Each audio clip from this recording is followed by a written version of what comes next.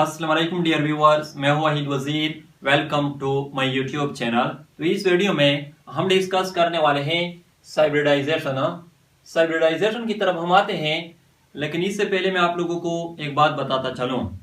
अगर आप लोगों ने सोमेटिक हाइब्रिडाइजेशन को सीख लिया है तो इसका मतलब कि आप लोगों ने हाइब्रिडाइजेशन को सीख लिया है, क्योंकि सोमेटिक हाइब्रिडाइजेशन और हाइब्रिडाइजेशन में थोड़ा सा फर्क है, और वो फर्क क्या है वो इस वीडियो में मैं आप लोगों को बताऊंगा।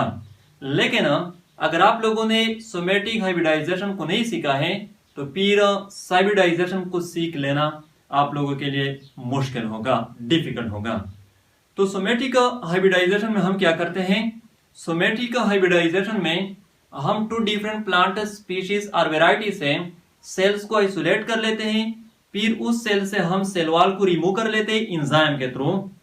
फिर जो प्रोटोप्लास्ट हम ऑब्टेन कर लेते हैं उसको हम एक दूसरे के साथ फ्यूज कर लेते हैं, जिसके नतीजे में हाइब्रिड सेल बन जाती हैं। यानी सोमेटिक हाइब्रिडाइजेशन में जो फ्यूजन हम करते हैं उसमें सेल मेम्ब्रेन भी फ्यूज हो जाती है, दोनों प्रोटोप्लास्ट के साइटोप्लाज्म भी फ्यूज हो जाते हैं और न्यूक्लियस भी फ्यूज हो जाते हैं, जिसके नतीजे में हाइब्रिड सेल बन जाती हैं। और फिर उस हाइब्रिड सेल को हम टिश्यू कल्चर टेक्निक के थ्रू कंप्लीट प्लांट में डेवलप कर लेते हैं। सोमेटिक हाइब्रिडाइजेशन पर मैं डिटेल वीडियो बना चुका हूं और अपलोड भी कर चुका हूं। हाइब्रिडाइजेशन में हम क्या करते हैं? हाइब्रिडाइजेशन में भी हम टू डिफरेंट प्लांट वेराइटी और स्पीशीज से सेल्स को आइसोलेट कर लेते हैं। फॉर एग्जांपल ये टू सेल्स हमने आइसोलेट किए हैं। अब ये जो टू सेल्स हैं इससे हम सेल वॉल को रिमूव कर लेंगे एंजाइम के थ्रू। इसके लिए हम सॉल्यूशन बना लेते हैं जिसमें पेक्टिनेस और सिलोलेस एंजाइम जो है वो मौजूद होती हैं। फिर वो एंजाइम सेल वॉल को रिमूव कर लेती है सेल से।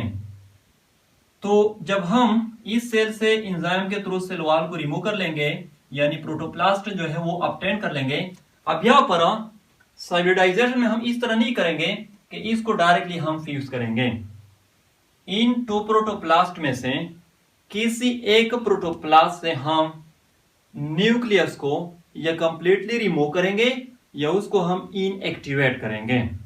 अगर हम कंप्लीटली रिमूव करना चाहते हैं फिर उसको हम सेंट्रीफ्यूगेशन के थ्रू रिमूव कर लेते हैं, और अगर हम उसको इनएक्टिवेट करना चाहते हैं वो हम रेडिएशन के थ्रू करते हैं। तो सपोज कर ले कि ये जो सेल है इससे न्यूक्लियस हम रिमूव करना चाहते हैं, यानी इससे हमने न्यूक्लियस को रिमूव कर ली सेंट्रीफ्यूगेशन के थ्रू। इनएक्टिवेट भी कर सकते हैं, याद रखें। अब ये जो सेल है ये न्यूक्लिएटेड सेल है क्योंकि इसमें न्यूक्लियस मौजूद है, और ये जो सेल है ये ई न्यूक्लिएटेड सेल है। ये इसको साइटोप्लास्ट भी कहा जाता है क्योंकि इसमें न्यूक्लियस जो मौजूद नहीं है उसको हमने रिमूव किया है।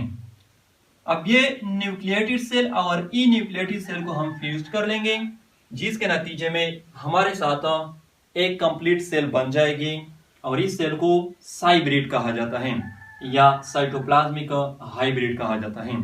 ये जो सेल्स हैं सेल इसमें ये जो न्यूक्लियस है ये इस सेल का है, और साइटोप्लाज्म जो है वो दोनों सेल का है। याद रखें इस सेल से हमने सिर्फ न्यूक्लियस को रिमूव किया है, साइटोप्लाज्मिक ऑर्गेनेल जो है वो मौजूद हैं। तो इस सेल में ये जो न्यूक्लियस है ये इस सेल का है, और जो साइटोप्लाज्म है और जो साइटोप्लाज्मिक ऑर्गेनेल्स है वो दोनों सेल के होंगे। तो इसलिए इसको साइटोप्लाज्मिक हाइब्रिड कहा जाता है क्योंकि इसका जो साइटोप्लाज्म होता है वो दोनों सेल का होता है। अब ये जो हाइब्रिड है या साइटोप्लाज्मिक हाइब्रिड, इसके लिए हम एक सॉल्यूशन बनाएंगे, उसमें इसको हम रखेंगे जिसमें ये सेल वॉल को रिजनरेट कर लेगी। फिर इसको हम टिश्यू कल्चर टेक्निक के थ्रू कंप्लीट प्लांट में डेवलप कर लेंगे, और ये जो प्लांट होगा ये हाइब्रिड होगा, साइटोप्लाज्मिक हाइब्रिड होगा। तो हाइब्रिडाइजेशन को हम यूं डिफाइन करते हैं, hybridization is the process of creating a hybrid यानी cytoplasmic hybrid by fusing a nucleated cell from one species or variety with an enucleated cell or cytoplasm from another species or variety. Hybridization जो है ये एक process है जिसमें हम hybrid या cytoplasmic hybrid को क्या करते हैं, क्रिएट करते हैं, प्रोड्यूस करते हैं bye fusing a nucleated cell from one species or variety and a enucleated cell from another species or variety. तो सोमेटिक हाइब्रिडाइजेशन और साइब्रिडाइजेशन में फर्क यह है कि सोमेटिक हाइब्रिडाइजेशन में जो प्रोटोप्लास्ट हम फ्यूज करते हैं दोनों में न्यूक्लियस जो है वो मौजूद होती हैं, लेकिन साइब्रिडाइजेशन में जो प्रोटोप्लास्ट हम फ्यूज करते हैं एक प्रोटोप्लास्ट से हम सेल वॉल को या रिमूव कर लेते हैं या उसको हम न्यूक्लियस को या रिमूव कर लेते हैं या उसको हम इनएक्टिवेट कर लेते हैं। इनएक्टिवेट हम उसके बाद हम उसको फ्यूज कर लेते हैं। साइब्रिडाइजेशन के एडवांटेजेस क्या हैं? साइब्रिडाइजेशन के थ्रू हम साइब्रिड या साइटोप्लाज्मिक हाइब्रिड प्लांट को क्या करते हैं, प्रोड्यूस कर सकते हैं। डिजीज रेजिस्टेंट प्लांट्स को भी हम प्रोड्यूस कर सकते हैं। स्ट्रेस टॉलरेंस प्लांट को भी हम प्रोड्यूस कर सकते हैं।